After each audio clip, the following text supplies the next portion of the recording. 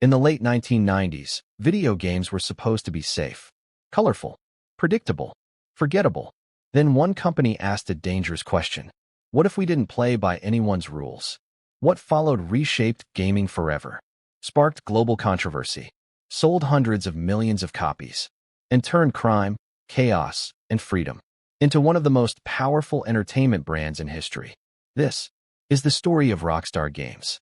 And by the end of this video, you'll understand why GTA 6 isn't just another game. It's the next phase of a cultural machine decades in the making. But to understand that, we need to go back to New York City, to a quiet corporate decision that accidentally created a monster.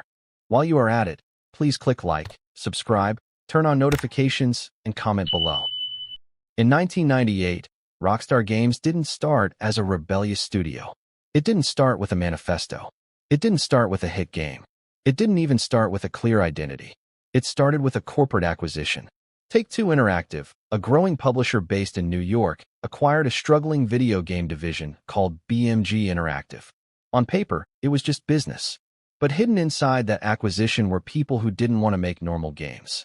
People who believed video games could feel like movies, like underground films, like something dangerous. At the center of that belief was one man. Sam Houser wasn't a traditional executive. He didn't talk like one. He didn't think like one. And he definitely didn't act like one. Instead of chasing trends, Sam Houser wanted to create experiences. Games that felt cinematic. Games that felt rebellious. Games that made people uncomfortable. Not just fun, but memorable. When Rockstar Games was officially formed, Sam Houser became its president. And almost immediately, the company's direction became clear. Rockstar would not play it safe. Rockstar would not chase mass appeal by being polite. Rockstar would build worlds that felt alive, even if that meant controversy. Especially if it meant controversy. But here's the twist. At the time, Rockstar didn't actually own the game that would define its future. Yet, across the Atlantic, in Scotland, there was a small studio called DMA Design. They had created a strange game. A top-down crime game where players could steal cars, run from police, and cause chaos in a city that didn't judge them. It was called Grand Theft Auto. And while it had modest success, no one, not even DMA, fully understood what they had created. Rockstar did. In 1999, Take-Two acquired DMA Design. Then Rockstar did something symbolic and very intentional. They rebranded the studio. DMA Design became Rockstar North. This wasn't just a name change. It was a declaration. GTA was no longer just a weird experiment. It was about to become Rockstar's weapon. But before that could happen, Rockstar had to answer a massive question. What if GTA wasn't flat anymore? What if it wasn't just chaos from above? What if it felt real? That question would change gaming forever. And the answer arrived in 2001. Before 2001, open-world games existed. But they were limited, clumsy, small. Cities were sets, not places. Then Grand Theft Auto 3 arrived on the PlayStation 2. And suddenly, the city wasn't just a map. It was a living system. Cars had weight. Police had behavior. Pedestrians reacted to you. The world didn't wait for you to press start. You were dropped into Liberty City with no rules. And no apologies. You could follow the story. Or ignore it. You could behave. Or become chaos. And players did something the industry didn't expect. They lived in the city. GTA 3 didn't just move to 3D. It redefined freedom in games. No invisible walls. No mission failed, restart immediately. No moral lectures. If you wanted to drive across the city listening to the radio, you could. If you wanted to cause total mayhem, you could. If you wanted to see what happens when systems collide, the game let you. And the world noticed. GTA 3 sold over 14 million copies. But more importantly, it changed expectations. After GTA 3, players didn't just want games. They wanted worlds. And Rockstar realized something dangerous. They weren't just making hits. They were building a formula. And they were only getting started. But Rockstar didn't slow down. They doubled down. And what came next didn't just improve the formula. It gave it style. 1 year. That's all Rockstar needed. In 2002, Grand Theft Auto, Vice City launched. And it felt different immediately. Bright colors. Neon lights. A city inspired by excess, crime, and ambition. Vice City wasn't just a game. It was a mood. A fantasy of power, money, and consequence. The open world was bigger. The story was stronger. The characters were unforgettable, and Rockstar showed something important. They could release games fast without losing quality. Vice City sold over 17.5 million copies. But Rockstar wasn't done refining the idea, because the next step wasn't just about style. It was about scale. And when that game arrived, it pushed everything to the edge. Because in 2004, Rockstar asked, what if one city wasn't enough? What if the world was massive? What if player freedom had consequences? And what if controversy followed them everywhere they went? That answer leads us to San Andreas, a cultural explosion, and one of the most infamous moments in video game history. And after that, everything breaks. By 2004, Rockstar had a problem most companies dream of. Every release was bigger than the last. Every game raised expectations. And players weren't asking if Rockstar would deliver anymore. They were asking how far they would go. So Rockstar didn't just make a bigger city. They made a state. Grand Theft Auto, San Andreas didn't give players one urban playground. It gave them three. Three major cities. Rural towns. Highways. Deserts. Mountains. And for the first time, the open world felt truly massive. You didn't just move through San Andreas. You traveled it. San Andreas added systems that felt shocking at the time. Your character could gain weight, lose muscle, get better, or worse, based on how you lived. Territory wars changed the map. NPCs remembered your actions. The world responded. This wasn't just freedom. It was consequence. And players loved it. San Andreas sold over 20 million copies, becoming one of the most successful games ever made. But with that success came something Rockstar had always known was inevitable. Attention, not just from fans, from everyone. In 2005, Rockstar faced a moment that tested everything they stood for. A hidden, unfinished piece of content buried deep inside San Andreas game files was discovered by modders. What followed became known globally as the hot coffee controversy. Suddenly, Rockstar wasn't just a game developer. They were the center of a moral panic. News outlets, politicians, parents, everyone had an opinion.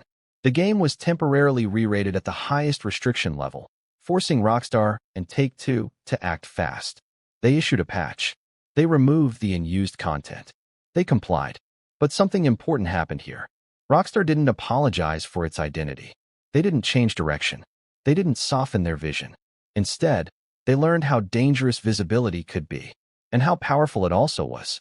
Because even with the backlash, people kept playing, and the brand only grew. This moment taught Rockstar three things. First, controversy doesn't kill demand. Second, scale attracts scrutiny. Third, their audience wasn't going anywhere.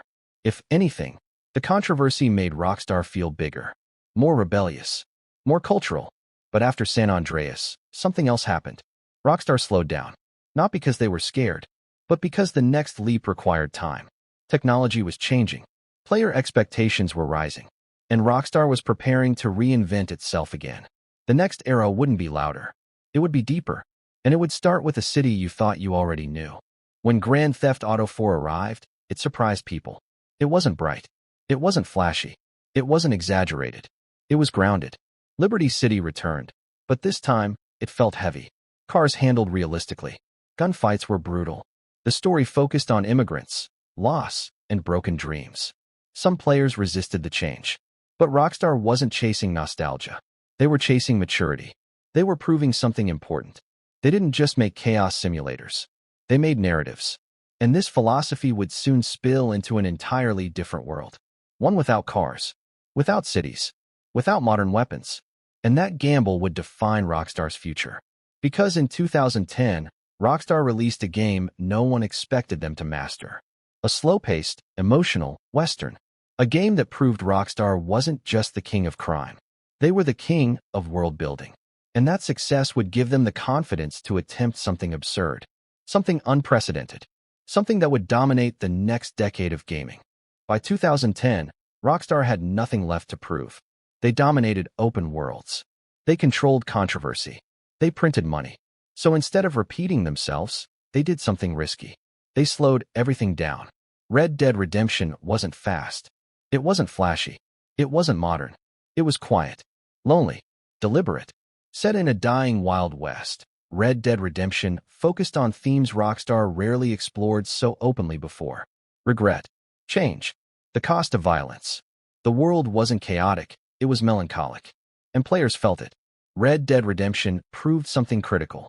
Rockstar didn't need satire to succeed. They didn't need shock. They didn't need modern settings. They could build emotional stories inside massive open worlds. And they could do it better than almost anyone.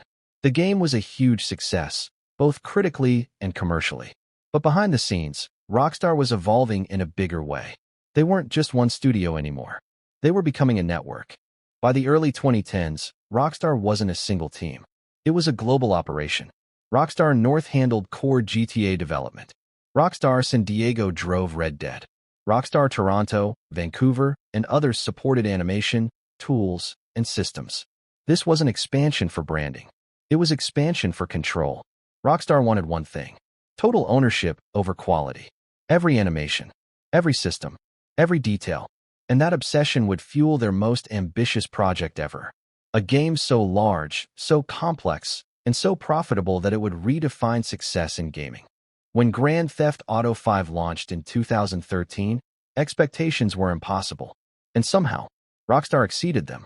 Los Santos was massive, detailed, alive. But the real twist? 3 protagonists, 3 perspectives, 3 lives colliding inside one open world. It wasn't just a technical flex. It was a narrative one. Players could switch characters instantly, seeing the same city through different eyes. Crime felt personal. Satire felt sharper. The world felt dense with systems layered on systems. And then came GTA Online. GTA Online wasn't initially seen as the main attraction. It was a mode, an experiment. But players didn't treat it that way. They stayed. They built lives, crews, businesses, stories. Rockstar kept updating it. Slowly, carefully, relentlessly. And without calling it a live service, GTA Online became one of the most profitable entertainment products ever created. As of 2024, GTA 5 surpassed 185 million units sold. That's not just game success. That's cultural dominance. But here's the irony. GTA V's success created Rockstar's biggest challenge. How do you follow something that never stops growing? After GTA 5, the wait began. Years passed. Players asked the same question over and over. Where is the next GTA? Rockstar didn't answer. Because internally, they were pushing themselves further than ever before. Crunch culture reports surfaced. Burnout discussions grew louder. The pressure of perfection became visible. And Rockstar faced a choice. Keep doing things the old way, or change. That choice would collide with their next masterpiece. Because in 2018, Rockstar released a game so detailed, so immersive, and so demanding that it redefined what realism meant in games. And it forced Rockstar to confront its own future. When Red Dead Redemption 2 released in 2018, it didn't feel like a normal game launch. It felt like an event. Players didn't just play it. They studied it. Every animation had weight. Every interaction had intent. Every system connected to another system. Horses remembered terrain. Weapons degraded over time. NPCs had routines, moods, and memory. The world didn't exist for the player. The player existed inside the world. Red Dead Redemption 2 wasn't built to impress quickly. It was built to sink in slowly. Moments were quiet. Movement was deliberate. Violence felt heavy, not fun. And that was the point. Rockstar had reached the extreme edge of immersion. They proved that open worlds didn't need constant action to be engaging. They needed belief. But building a game at this level came with a cost. And that cost was becoming harder to ignore. After RDR2's release, discussions around Rockstar's workplace culture became unavoidable. Former developers spoke openly about long hours, intense pressure, and expectations that pushed people to their limits. For years, this had been treated as the price of greatness. But the industry was changing, and so were players. In 2022, Rockstar publicly committed to improving its workplace culture. Less crunch, more sustainable development, more inclusive practices. This wasn't just public relations. It was survival, because the next project wasn't just another sequel. It was the most anticipated game in history. Then it happened. In 2022, early development footage of Grand Theft Auto 6 leaked online. Not trailers, not marketing, raw, unfinished clips. And the reaction was immediate. Instead of outrage, there was fascination. Players analyzed everything. Animations, UI, map hints, systems, Rockstar responded quickly, confirming the footage was real, and then they went silent. No delays announced. No panic. Just quiet confidence. Because Rockstar understood something important. The mystery was part of the power. By late 2023, Rockstar finally broke the silence. The first official Grand Theft Auto 6 trailer dropped. And it didn't just trend. It shattered viewership records. Why? Because GTA isn't just a game series anymore. It's a mirror, a reflection of culture, technology, power, excess. GTA 6 isn't expected to just be bigger. It's expected to be smarter, more reactive, more immersive, more alive, built with everything Rockstar has learned over 25 years. Success, failure, controversy, change. Rockstar didn't just create open-world games. They created expectations. They taught players to demand freedom, depth, systems that interact, worlds that breathe. And now, with GTA 6 on the horizon, the question isn't, will Rockstar succeed again? The real question is, can anyone else even compete at this level? Because when Rockstar releases a game, the industry doesn't just react. It resets. So here's the thought to leave with you. Rockstar started by breaking rules. Then they mastered systems. Now they're shaping the future of interactive worlds. When GTA 6 finally arrives, it won't just show us a new city. It will show us how far games have come and how much further they're willing to go. So ask yourself, when the world opens again, what kind of freedom are we really stepping into? Don't forget to subscribe on your way out. See you next video.